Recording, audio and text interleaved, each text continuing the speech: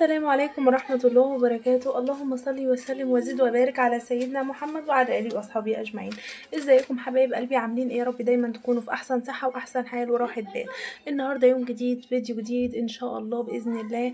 الفيديو ده تستفادوا منه كتير قوي، اللي عايزة تحوش، اللي عايزة تشتري شقة، تشتري أرض، كل اللي نفسك فيه بفضل الله. لما تسمعي الفيديو ده وتكمليه للآخر، بجد أنا مش عايزة منكم بقى حاجة غير دعوة ليا ان ربنا يشفينا جميعا، مش انا بس يا بنات. ادعوا لنا وادعوا بصوا لاخواتنا المسلمين اجمعين في اي مكان، وادعي لنفسك وادعي بصي لكل الناس اللي تعرفيهم، ان بصي ربنا يشفي كل مريض، كل مريض يتألم على وجه الارض ربنا يشفيه. ما يوجعش قلب ام ابدا على ضناها. ربنا يا رب يجعل بصوا ايامكم كلها هنا وخير وسعاده، اللهم امين.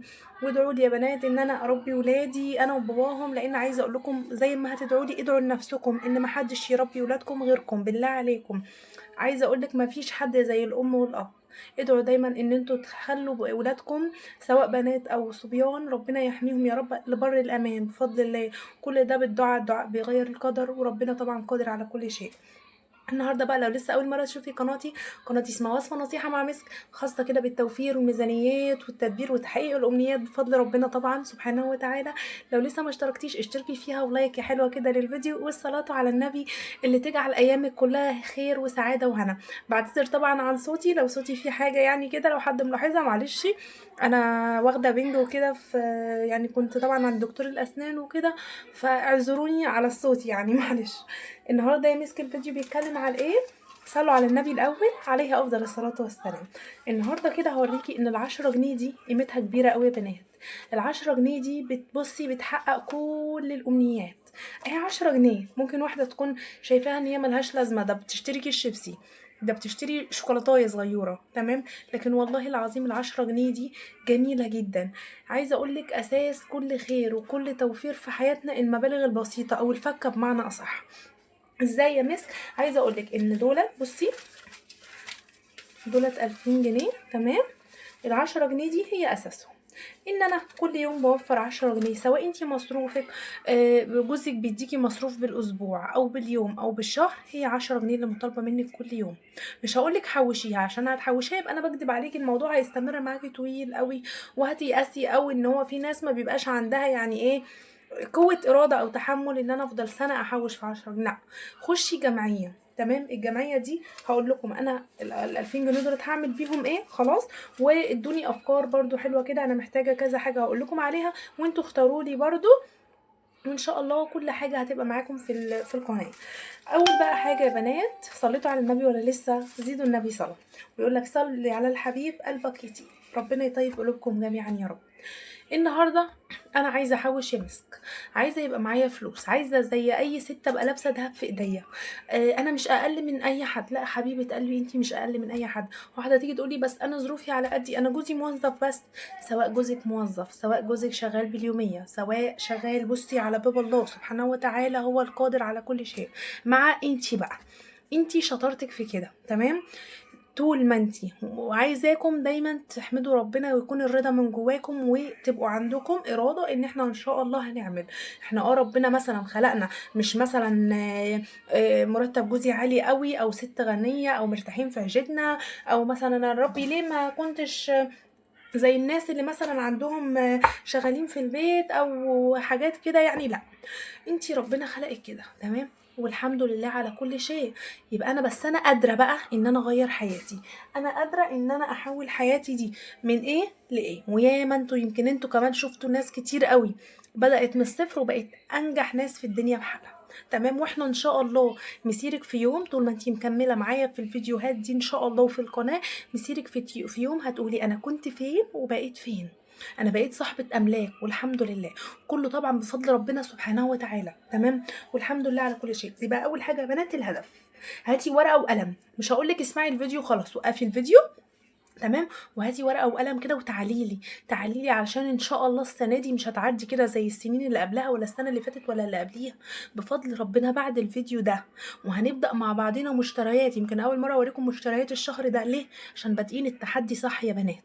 بادئين ان انا ان شاء الله كل شهر مش هقول لكم 100 ولا 200، 500 فيما فوق. كل شهر لازم تطلعي لك كده ولو ب1000 جنيه، ب1000 جنيه يا مسك. ايوه، وانا قد التحدي، وانت كمان ان شاء الله قد التحدي، وكملي معايا. انا ما بكلمكيش كدب. بصي، انا ما بقولش يعني كلام كدب وخلاص. خلاص، لا، ده انا هعمل كل حاجه معاكي علني على القناه. بس صليتوا بينا على النبي، زيدوا النبي صلى عليه افضل الصلاه والسلام. اللهم صل وسلم وزد وبارك عليك يا حبيبي يا رسول الله. تاني حاجه لازم يكون في شويه تنازلات. ايه هما شويه التنازلات دولت؟ اول حاجه يا ست الكل، انا عايزه اشتري شقه. خلاص، انا عايزه اشتري بيت، انا عايزه اجدد مثلا شقتي. خلاص، بالحاجات بمبالغ طبعا، بالوفات، مش ب100 ولا ب200. يبقى شويه تنازلات. مفيش مانع ان انا اتنازل شويه، خلاص، عن اللي هو انا مش هشتري لبس الصيفي السنه دي لولادي. خلاص، انا هحاول اكفي او هشتري لكل ولد او بنت طقم او ترنج. خلاص، آه، مش شرط انا عندي العيد ده مثلا عباية تكفي او طقم يكفي ان انا يعني ما اشتريش. مش شرط، مش لازم انا البس على الموضه. خلاص، عايزه اقول لكم ما عادش في حد والله العظيم بيلبس على الموضه. خلاص، كله بيشوف ايه الحاجه اللي محتاجها وبيجيبها، لان الدنيا بجد عايزه اقول لكم بقت صعبه. يعني مش على الغني، مش على الفقير بس، لا، ده وعلى الغني كمان. خلاص يا بنات، فعايزه اقول لكم لازم تتنازلي. وهقول لك بقى هنا ومكملين مع بعضينا، قدامك 15 نصيحه بفضل ربنا عن التوفير وان انت تعملي فلوس. كملي معايا للاخر وان شاء الله هتدعي لي بفضل الله. تالت حاجه الرضا. ما افضلش ابص لدي وابص لدي واقول يا رب انا حالي لي كده، وهي الدنيا هي اللي غاليه، ده انا يا دوبك القبض بيكفيني على القد بالظبط، ده انا ممكن اخلي يخلص القبض في 10 ايام زي ما بسمع في كتير منكم. طب لما القبض بيخلص في اول 10 ايام، انت بتكملي ازاي بقيه الشهر؟ خلينا صروح مع بعضينا. بتستلفي ولا بتعملي ايه؟ ما هي دي في حد، بصي، يعني في المشكله دي، يعني دي مصيبه. دي مصيبه اللي تقولي المرتب بيخلص في اول 10 ايام في الشهر او في نص الشهر. طب وبقيه الشهر بنستلف. طب ما الشهر اللي بعديه بتعملي ايه؟ ما انت بتتزنقي اكتر. لا، لا، وقفوا كده وقفة جد مع نفسكم، وتعالوا لي من اول الشهر ده. خلاص، ما تشتروش حاجة.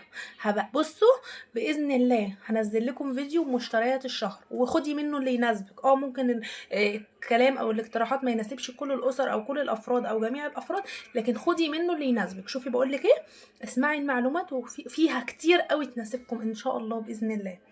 رابع حاجة، التوفير بيعمل حاجات كتير. ايوه، التوفير بيعمل حاجات كتير. يعني ايه يا مسك انت؟ ما احنا عارفين التوفير بيعمل حاجات كتير، بس ازاي؟ يعني هنوفر 100 ولا 200؟ لا، هنوفر بال5000، هتوفري بال10000، هتوفري باكتر بعد كده. خلاص، طب في ايدك انك تعملي تزودي دخلك. خلاص، طب ازود دخلي ازاي وانا اساسا معيش فلوس في حاجه زي كده، او ان انا افتح مشروع؟ ما انتي لو مسكتي على نفسك شهر 2 3 ودخلنا جمعيه ب10 وقبضتي 2000 وخدتي ال2000 عملتي بيهم اي مشروع يزودوا دخلك، الخير هيعم. خلاص، شوفي الموضوع انا قلت لك كذا خطوه ازاي، ابدأي من هنا. خلاص، خامس حاجة الفلوس الفكة. الفلوس الفكة دي يعني عايزة اقول لكم كنز. كنز ازاي؟ الفلوس الفكة دي انا ممكن يا بنات كل يوم جنيه، في نهاية الشهر 30 جنيه. ابدأ بال30 جنيه دولت، ممكن اجيب بيهم مثلا نص كيلو لوبيا، ممكن اجيب مثلا ب10 لوبيا، ب15 عدس، ب10 شعرية. تمام، اصبح ان انا وفرت حاجات من اللي هي ايه، من فلوس الفكة اللي هو كل يوم جنيه. جنيه ده اساسا العيال دلوقتي مبقوش يرضوا يعني ياخدوه. خلاص، فلوس الفكة دي برضو انا لو كونت كل يوم كده مثلا اي فلوس رجعت من السوق حطيتها فيها وكده، واخدت قرار ان انا الاسبوع الجاي هنزل السوق مش هاخد اي فلوس من المرتب، وهي هعتمد على الفلوس الفكة دي، سواء معايا 50 سواء معايا 100. الفلوس الفكة اللي انا حوشتها دي هي اللي انزل اجيب عليها بيها مشتريات الشهر من الخضار والفاكهة. حاجة جميلة قوي برضو، فكرة جميلة، وان شاء الله نطبقها مع بعضينا. تمام، تجميع الفلوس الفك هو ده اللي انا برضو بقول لكم عليه. تمام، توفير وشراء واستبدال البدائل الرخيصة. تمام، ازاي بقى؟ ببدأ ان انا اوفر في ايه؟ تمام، المصنعات اعمليها في البيت. عيالك بياكلوا اللانشون اعمليه في البيت. تمام، عيالك بياكلوا التونه اعمليها في البيت. انت لو اشتريتي لك سمكيه واحده هتطلعي لك اكتر من علبتين تونه او 3. خلاص، ولادي بياكلوا اي حاجه مصنعه اعملها في البيت، هتوفر معاكي كتير قوي.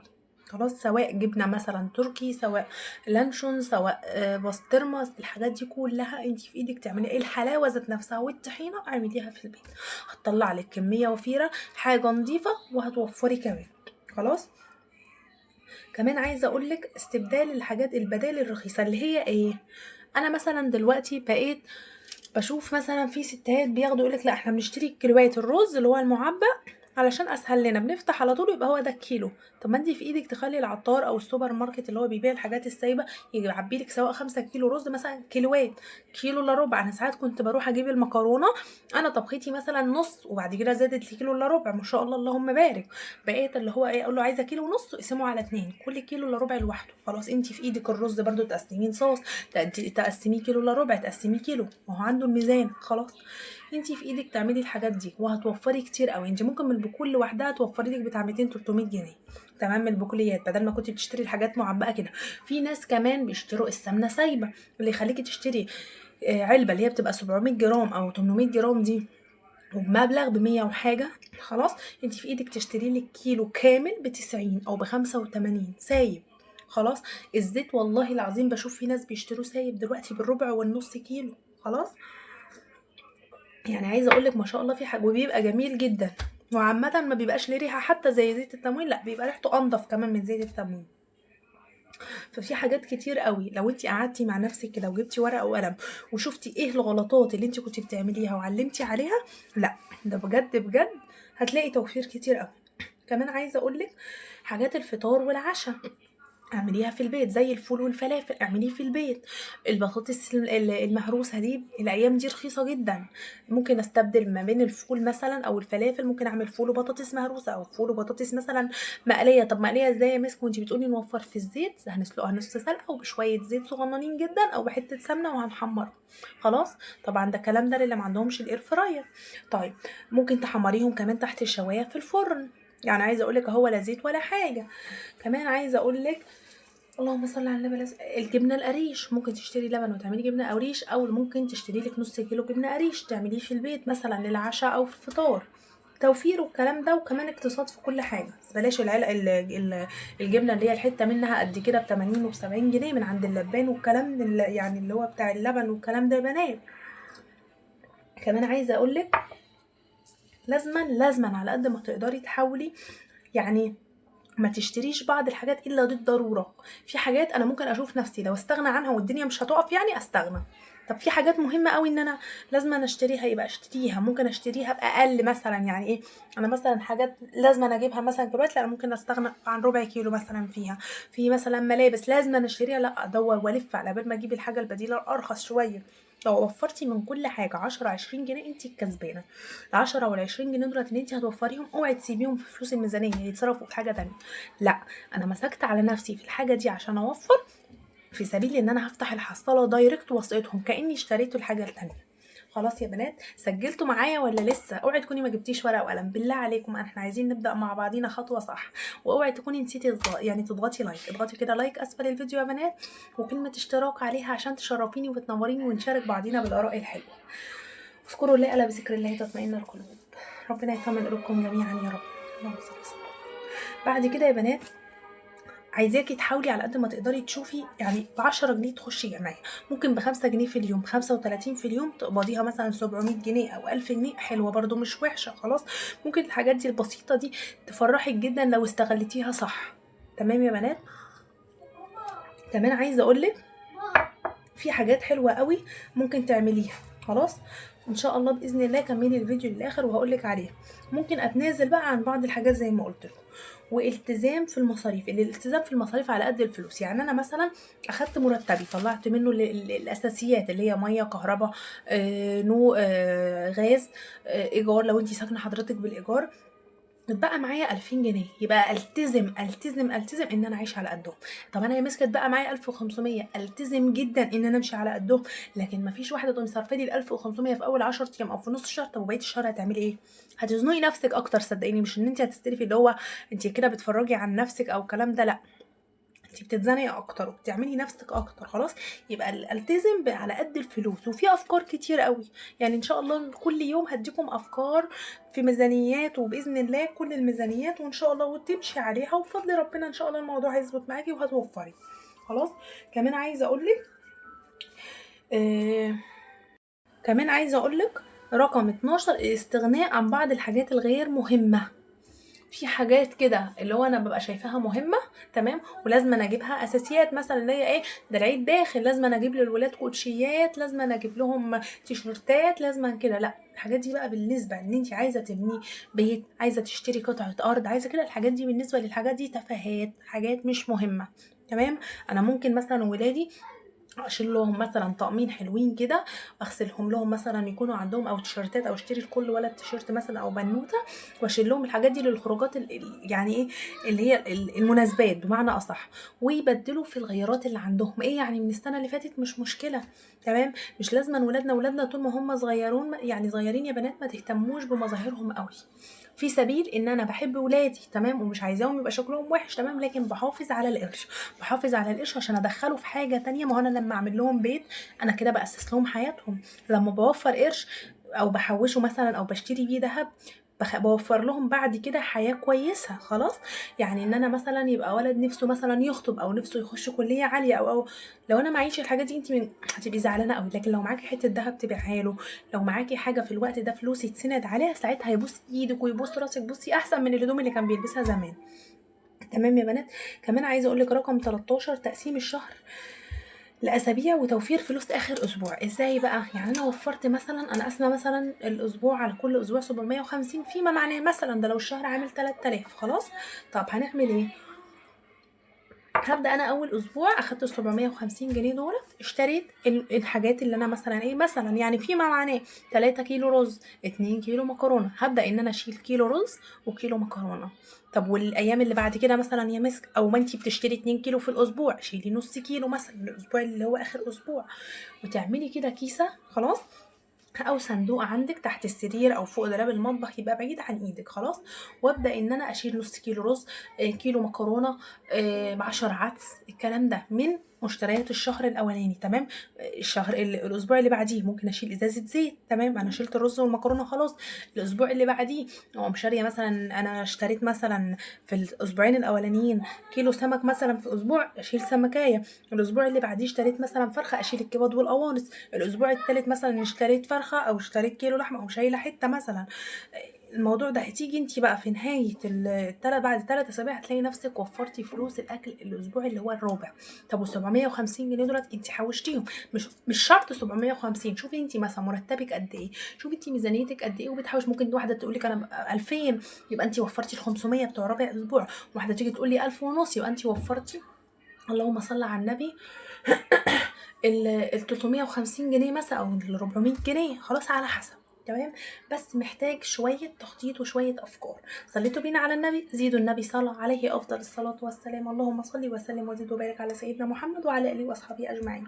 ما تبصيش لعيشة حد، رقم 14، وما تقارنيش نفسك بحد، وما تقارنيش ولادك بحد، وما تقارنيش جوزك بحد. شفتوا بقول لكم ما تقارنوش ايه؟ لان ربنا مقسم الحياه، مقسم العيشه، مقسم الارزاق. كل واحد رزقه على قده، كل واحد ربنا مكلفه بالمهمه دي. وزي ما بقول لكم الناس كلها سواسيه. ما تبصيش دي مثلا ده لابسه دهب في ايديها وانا مش لابسه، ما تبصيش دي عيالها متفوقين في المدرسه وانا عيالي مش متفوقين، ما تبصيش دي ده جوزها يا اختي كل يوم داخل عليها بقد كده باكياس مليانه وانا جوزي بيدخل عليا فاضي. ما تبصيش ان دي مرتب جوزها بيديها وبتجيب اكل كتير، بتجيب 10 كيلو رز في الشهر، وانا بجيب 5 بس. طب ليه يا رب؟ لا، انا بجيب 5، انا نعمه وفضل من عند ربنا، غيري ما بيجيبش. انا ولادي مش متفوقين مثلا في الدراسه مع اني باذله مجهود، لا الحمد لله، اكيد ربنا معوضني عن حاجه تانية.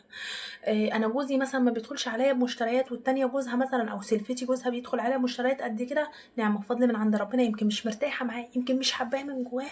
في يا بنات سلبيات كتير قوي في حياه الناس، احنا ما بنبقاش شايفينها، ما بنبقاش شايفينها الايجابيات بس، وكذلك في عيشتنا. فعايزاكي دايما تبقي راضيه، ما تقارنيش نفسك بحد. لا، ده انا شايفه دي في ايديها دهب كتير، ربنا يزيدها، وان شاء الله اشتغل على نفسي واحوش واوفر واجيب، مفيش مانع. يا رب ارزقها وارزقني، يا رب زود دخل جوزي، يا رب بارك في رزقنا وبارك في اولادنا. خلاص. يبقى ما تقارنيش نفسك بحد، بل بالعكس، ادعي. ومن رضى له الرضا يا بنات، بجد بجد، من رضى له الرضا. وادعوا دايما في صلاتكم اللهم ارضني وراضيني وارضى عني. شفتوا يعني اللهم ارضني وراضيني وارضي عني. اللهم امين يا بنات. اللهم يا رب تقبل دعانا، اللهم امين. وما تنسوناش كده بدعوه حلوه، ولكم بالمثل ان شاء الله. كمان عايزه اقول لك 15 حاجه. ما تبهرجيش في الاكل، ما عادش بقى زمن التبهريج ان انا اعمل كذا صنف وكذا نوع. ليه يا مسك؟ علشان اوفر، عشان تلاقي تلاجتك دايما فيها خير. يعني مثلا انا النهارده هعمل رز مثلا وسمك، يبقى رز وسمك وسلطه بس، ما اعملش بقى مسقعه جنبه واقلي بطاطس والكلام ده، لا، اخلي المسقعه والبطاطس في وجبه تانية. تمام.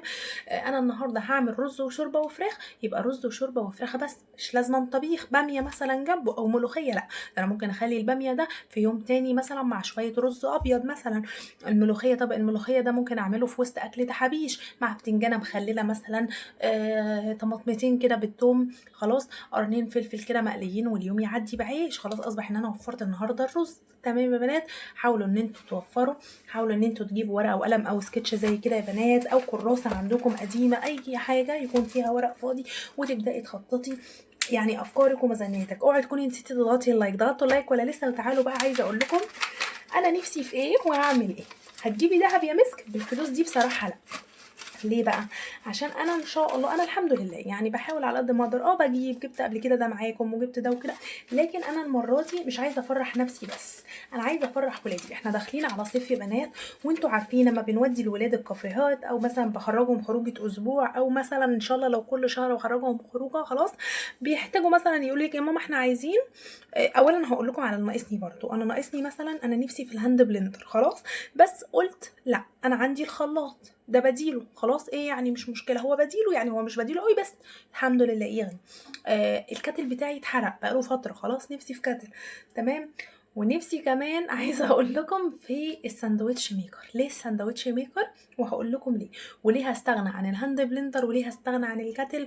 هو الكاتل يعني اولا حريقه كهرباء، انا يعني ما اضحكش عليكم في كده، خلاص، واحنا بنقول نوفر كهرباء، لكن برضو مفيش مانع ان بيبقى ساعات انت مستعجله عن حاجه، او ضيف جاي لك فجاه، او ده وده وده، بتحتاجي ان انت قاعده مع ضيفتك وعايزاكي في ثانيه واحده تخشي تعملي لها كوبايه شاي او تعملي اي حاجه. هو برضو حلو، تمام، لكن انا هستغنى عنه. ليه بقى؟ هجيب الساندوتش ميكر، وانتوا برضو اقترحوا عليا، خلاص، وانا مش عارفه بصراحه اجيب نوعه ايه، خلاص اقترحوا عليا كده في التعليقات يا بنات، لو حد فيكم بيسمعني عنده ساندوتش ميكر يقول لي مثلا نوعه ايه الحلو، الانواع الحلوه، خلاص، وانا عايزه اجيبه مثلا اللي هو ايه، السبعة في واحد او التمانية في واحد، بحيث ان انا بشتري الجهاز مره واحده، مش هنفضل مثلا اجدد الكلام ده، انتوا عارفين احنا بنتعب قد ايه على بال ما بنحوش وبنجيب الحاجه، فانا عايزه اجيب حاجه عمليه وتكون حلوه معايا. الساندوتش ميكر ليه جايباه؟ علشان الوافل والدوناتس. ولادي بيحبوا الدوناتس جدا، وانا بعمله في البيت بيبقى كده، بس بقليه في الزيت، ما اضحكش عليكم، خلاص. فانا لا، ده انا عايزه اوفر زيت، خلاص. فان انا هجيب الساندوتش اللي هو ميكر ده، هيبقى حلو قوي للدوناتس. كمان الوافل بنروح نشتري قطعة الوافل قد كده ب50 جنيه وب40 جنيه وب60 جنيه، على حسب بقى المكان اللي انتي قاعدة فيه. لا، ده انا ممكن بعد كده ولادي انا خارجة مثلا هقعدهم في جنينة، وفي كل واحد مثلا في علبة او في اللانش بوكس بتاعه اقوم عاملة له قطعة الوافل ورشله عليه رشتين شوكولاتة، وخرجته قعدنا في جنينة من غير ولا نصرف ولا مليم. فالموضوع ده بصراحة يعني انا حباه، ان هو مش هيفرحني بس، لا، ده هيفرح ولادي، وهوفر، هاكلهم حاجات حلوة وهوفر. تمام. وحاجه تيجي تقولي طب فين التوفير في كده؟ ما انت دفعتي مثلا 2000 او 1000 وحاجه في المكنه مثلا.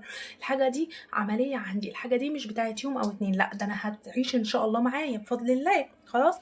فانا اصبح ان انا برضو ما ضيعتش مثلا فلوسي في حاجه تافهه. تمام. واحده تيجي تقول لك مثلا انا بصراحه كنت الاول كنت مثلا ممكن 2000 جنيه دولت اجري اروح اشتري لي نص جرام ده، خلاص، وانا بعمل كده يعني، انا عامه، وان شاء الله هعمل معاكم كده ان شاء الله الايام الجايه في القناه وكده. لكن بصراحه انا الحابه المره دي وفي الصيف ده يعني ايه، اكافئ ولادي، افرحهم، خلاص. فانتوا كمان اقترحوا عليا لو حد عارف مثلا ماركه معينه، مينتا مثلا، سوكاني، ناس كتير قوي بتشكرني في سوكاني، يعني ايه يا بنات، اقترحوا عليا. تمام. يا رب يكون الفيديو عجبكم، يا رب تكونوا استفدتوا، يا رب ما تكونوش نسيتوا تحطوا اللايك والصلاه على الرسول عليه افضل الصلاه والسلام. اشوفكم في فيديو جديد. استنوا ان شاء الله الفيديوهات الجايه، مشتريات وتقسيمات الشهر ان شاء الله شهر 5، بحيث ان احنا نوفر 1000 جنيه مثلا كده كل شهر ان شاء الله. دمتم كده في حفظ الله، امنين سالمين بفضل الله، واستودعتكم الله. السلام عليكم ورحمه الله وبركاته.